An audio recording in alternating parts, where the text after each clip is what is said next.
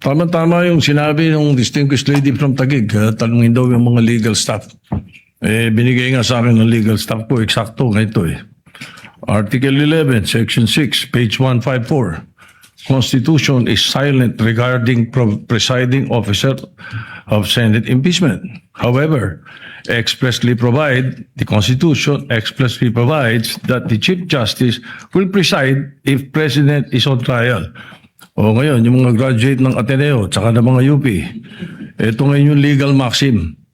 Expressio unius et exclusio alterius. In other words, the express mention of one thing is the exclusion of another.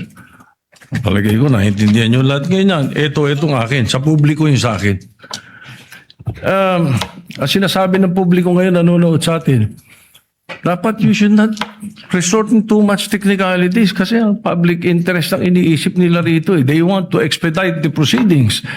They want the trial, not rules. They're interested in the trial, not rules. In the interest of justice, sabi nga nila, sometimes rules are not sacrosanct. But itong nangyayari ngayon dito, ang publiko ang importante dito. Where does the Constitution emanate from? From the public. From the people of the Republic.